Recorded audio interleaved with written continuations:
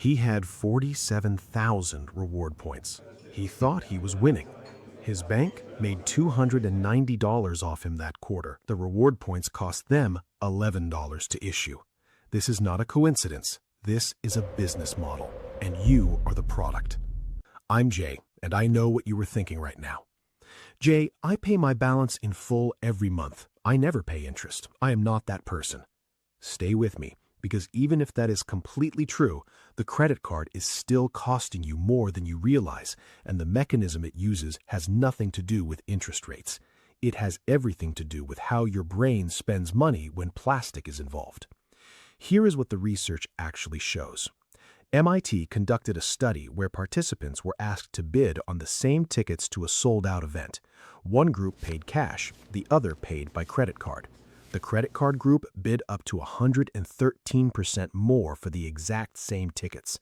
Not because they were richer, because paying with a card removes the psychological pain of spending. The friction that protects your wealth disappears the moment you swipe.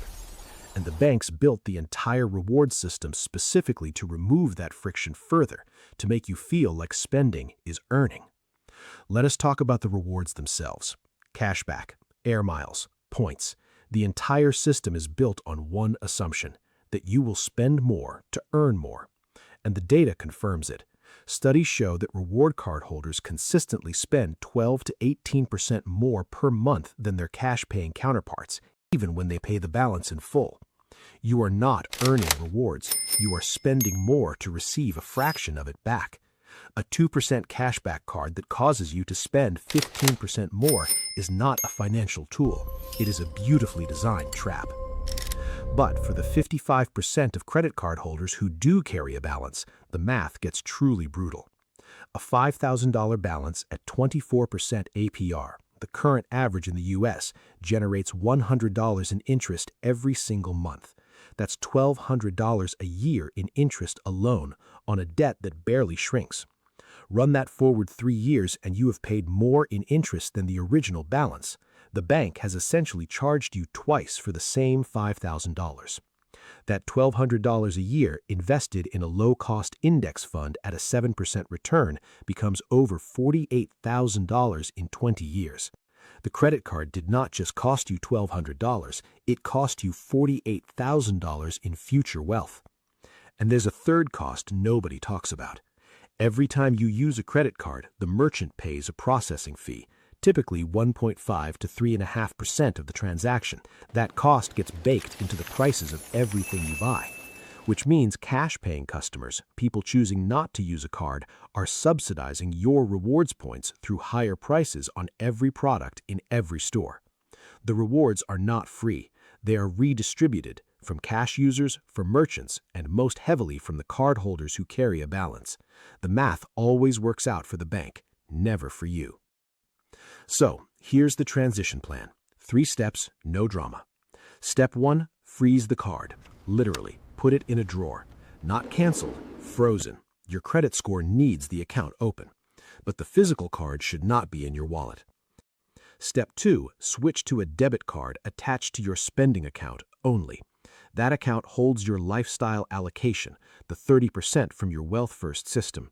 When it's gone, it's gone. The friction returns, your spending drops automatically. And step 3, for any subscription or recurring charge that requires a card number, use a virtual card number attached to a dedicated bill pay account. Controlled, capped, monitored. Yes, your credit score matters, but here's what matters more. The mortgage you qualify for is determined not just by your score, but by your debt-to-income ratio. A person with a 750 score and $8,000 in credit card debt qualifies for less house than a person with a 710 score and 0 consumer debt. The credit score is a tool for accessing debt. Wealth building is about needing less of it. The goal is not to game the credit system. The goal is eventually to outgrow the need for it. I am not telling you credit cards are evil. I'm telling you they are engineered by some of the most sophisticated behavioral scientists in the world to make you spend more, feel less, and stay in a cycle that benefits the bank at every single point. Wealth building requires friction. It requires the psychological weight of real money leaving your hands. And the moment you reintroduce that friction, the moment spending feels real again, everything changes. So, here's what I need from you right now.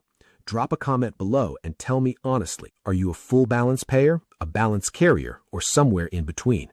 No judgment, just tell me where you are, because the next step I give you depends entirely on the answer. And if this reframed how you think about credit cards and wealth building, subscribe, because what comes next on this channel goes even deeper into the systems keeping most people broke. I'm Jay. The bank is not your friend. Build accordingly.